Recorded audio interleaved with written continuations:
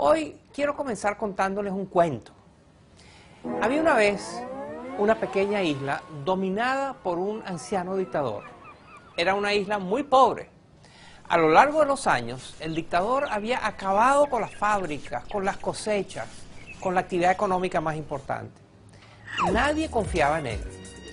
Nadie le quería prestar dinero y su pueblo padecía cada vez de más necesidades. La falta de progreso y de oportunidades abrumaba a la gente. Cerca de esta pequeña isla existía un país muy rico y poderoso. El viejo dictador, que era muy astuto, invitó a su presidente y le hizo una propuesta.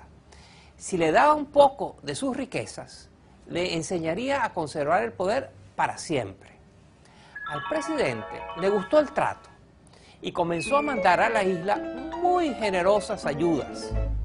A cambio, el dictador le enviaba consejeros. Pero esos consejeros poco a poco fueron tomando las riendas del país más grande. Los asesores extranjeros se convirtieron en jefes. En vez de dar consejos, daban órdenes. Y así fue como aquel astuto tirano no solo se aprovechó de la riqueza de su vecino, sino que logró controlar sus destinos. Y aquel país poderoso también se fue empobreciendo, como la isla. Fin del cuento. ¿Les resulta conocido este cuento? Probablemente sí. Esta es la historia de Cuba y de Venezuela. La historia de una isla en bancarrota, de 11 millones de habitantes, que ha logrado hacerse con el control de una potencia petrolera como Venezuela. Miren. El Mar Caribe aloja una de las grandes paradojas de América Latina. Muchos se preguntan cómo la pobre Cuba ha logrado tener tanto poder en la rica Venezuela. La presencia de Cuba en Venezuela... Margarita López Maya, una destacada historiadora venezolana que simpatizó con el chavismo en sus primeros años, responde a esta interrogante.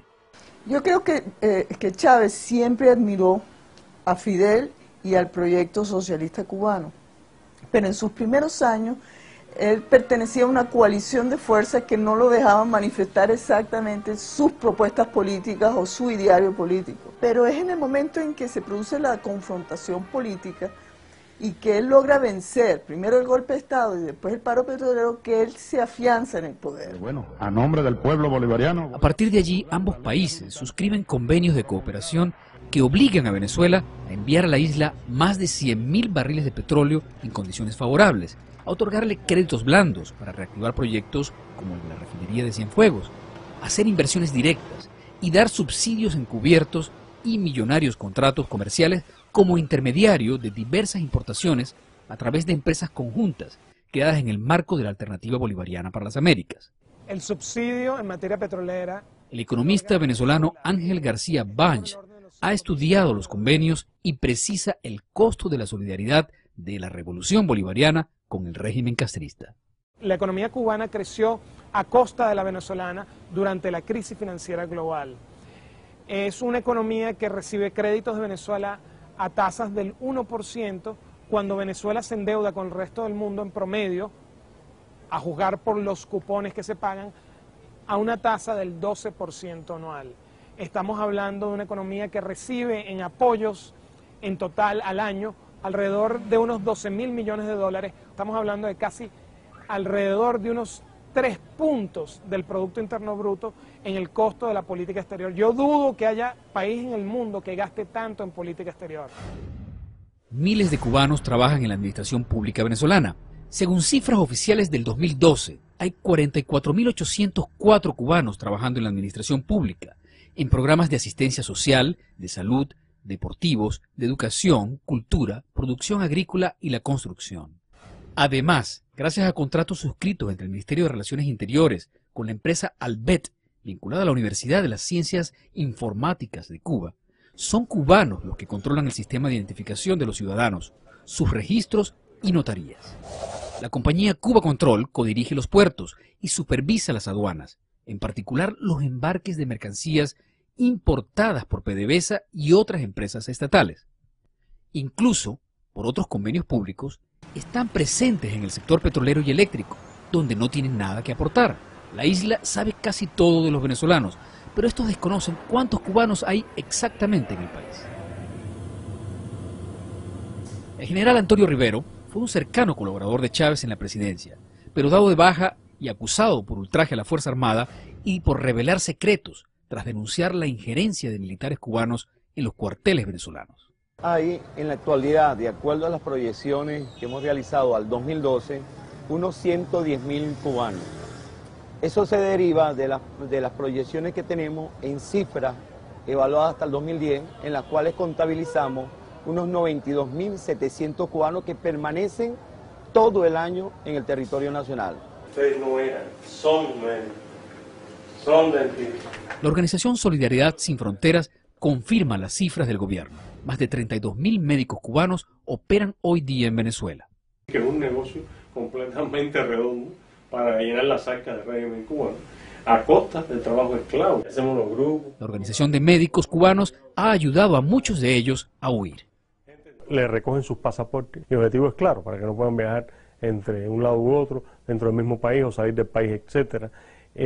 Muchas veces también con el personal médico pues sale hacia ese país personal de inteligencia, personal de seguridad que no son médicos y que están filtrados dentro de toda esta maquinaria de lo que es la colaboración médica.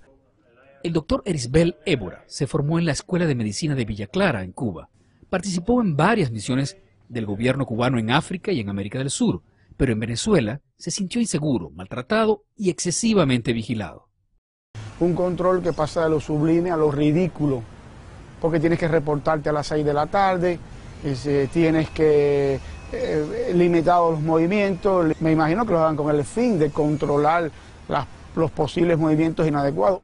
El doctor Évora sintió que en Venezuela su misión no era solo sanitaria. La medicina la asocian mucho a la política. Si la misión cubana en Venezuela fuera puramente técnica, puramente humanitaria, quizás no hubiera tanto resentimiento. Pero la misión cubana en Venezuela es política y científica. Los beneficios económicos de Venezuela en este trueque de servicios por petróleo son nulos, pero el gobierno venezolano obtiene ganancias políticas. Los analistas coinciden en que los hermanos Castro han servido a sus propósitos de mantener un poder hegemónico y neutralizar a la oposición. Para ello, le han abierto las puertas a sectores estratégicos de seguridad y defensa. En la Fuerza Armada hay aproximadamente, en la actualidad, de acuerdo a la proyección del 2012, unos 500 militares uniformados. ¿Qué función cumplen propiamente? Asesoría desde el punto de vista de áreas estratégicas, como es el Comando Estratégico Operacional, en área de inteligencia, área de ingeniería, área operativa, área de armamento, área de comunicaciones, y propiamente en el despacho del Ministro de Defensa, donde cuenta con un asesor permanente en el grado de general. Ahora, en la parte de inteligencia, propiamente, existe un cuadro total desde el punto de vista de la labor de inteligencia que realizan no solamente los funcionarios E2, que se contabilizan entre 2.700 del 2010 a 3.000 en el 2012. Huberto Mario asegura haber trabajado como agente del G2 en Venezuela.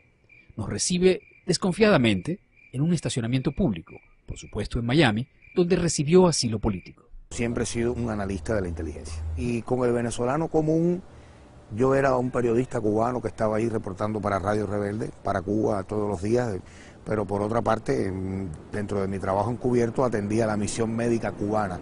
Todo lo que sucediera con los médicos cubanos en Venezuela en materia de inteligencia, yo era uno de los encargados de protegerlos, de cuidarlos, de saber lo que hacían, para dónde iban, para dónde venían.